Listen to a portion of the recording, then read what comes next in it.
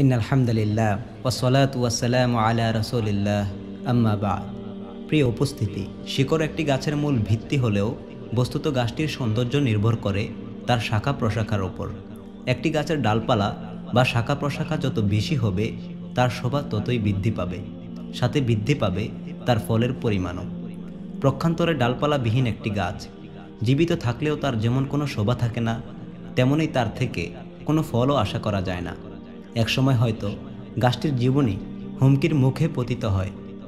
ঠিক তেমনইভাবে ইসলাম নামক বৃক্ষটির মূল হলো ঈমান, আর তার ৭০টিরও বেশি শাখা প্রশাখা রয়েছে। আর এর শাখা প্রশাখা ঈমানের ভিতকে মজবুত করে, ঈমানদারের ঈমানের সৌন্দর্যকে ফুটিয়ে তোলে। ঈমানের শাখাসমূহের একটি গুরুত্বপূর্ণ শাখা হলো আল হায়া তথা লজ্জা।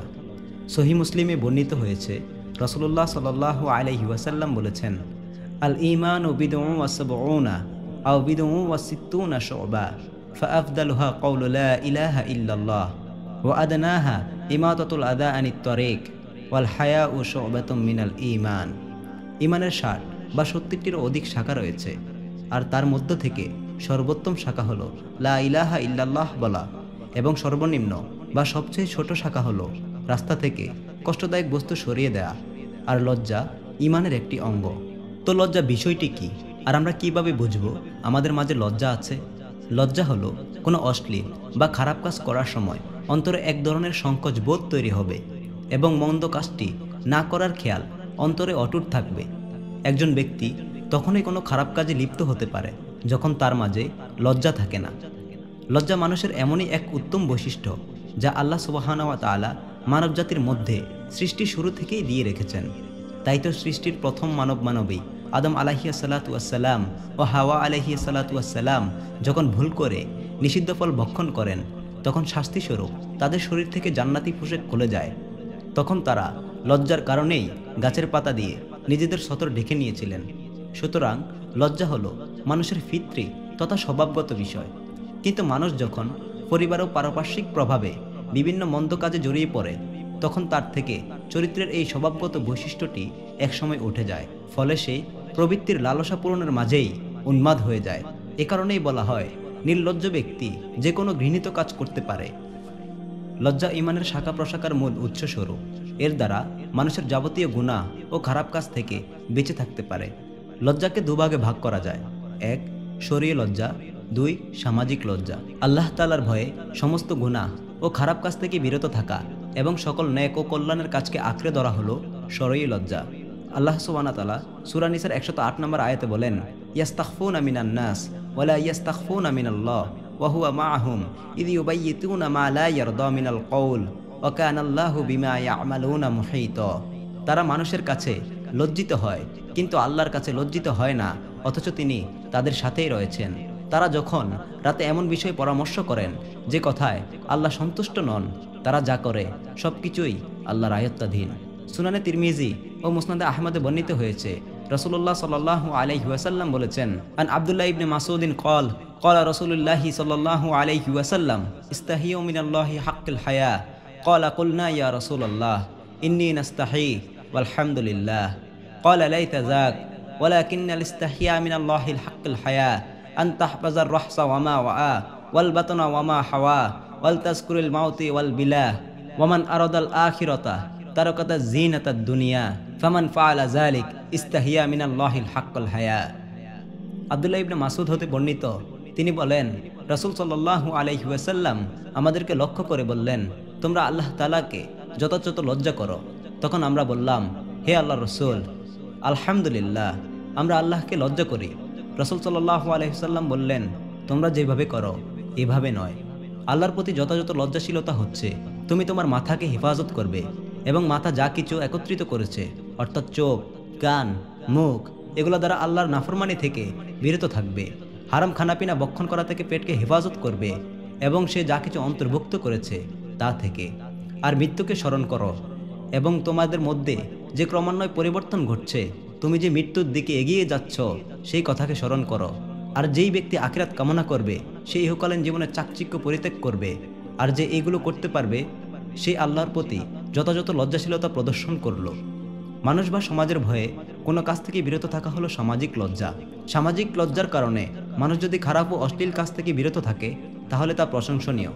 তবে কেউ যদি মানুষ কি বলবে, সমাজ এটাকে কিভাবে গ্রহণ করবে এসব ভেবে মানুষের সমাজকে লজ্জা করে সৎ কাজের আদেশ ও অসৎ কাজের নিষেধ করা থেকে বিরত থাকে, তাহলে তা হবে অতি নিন্দনীয়।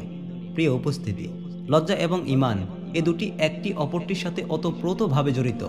যখন সমাজ থেকে লজ্জা চলে যায় তখন মানুষের ঈমানও চলে যায়। আজকে এই নির্লজ্জতার কারণেই দিন দিন বেঈমানের সংখ্যা বাড়ছে।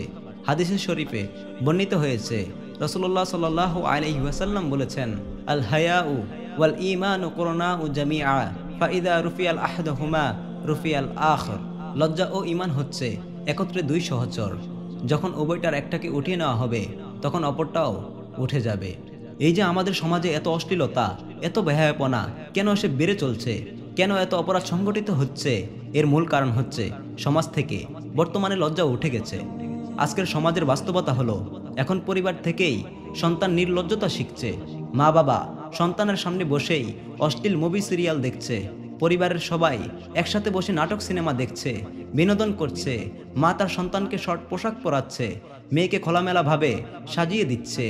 এমন নির্লজ্জ পরিবেশ বেড়ে ওঠার কারণেই এসব সন্তানই বড় হয়ে বেহায়াপনায় লিপ্ত হচ্ছে, উলঙ্গপনাকে ফ্যাশন বলছে, সুন্দরী প্রতিযোগিতায় অংশগ্রহণ করে নগ্নভাবে নিজেকে প্রদর্শন করছে।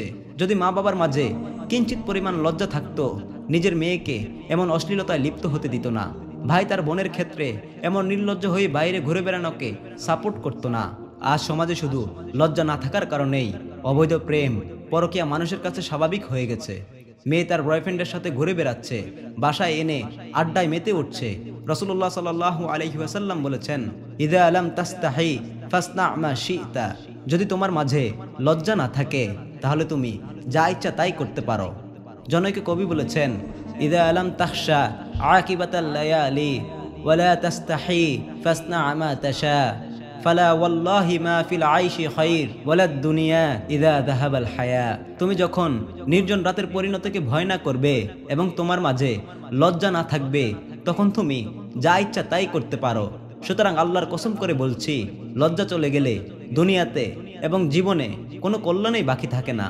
আজকের সমাজ থেকে সুখ শান্তি দূর হয়ে যাওয়ার মৌলিক কারণ হচ্ছে লজ্জা চলে যাওয়া। আবারও যদি সুখ শান্তিকে ফিরে পেতে হয়, আবারও যদি আমরা কল্যাণের জীবনকে ফিরে পেতে চাই, তাহলে আমাদের লজ্জাশীল হতে হবে।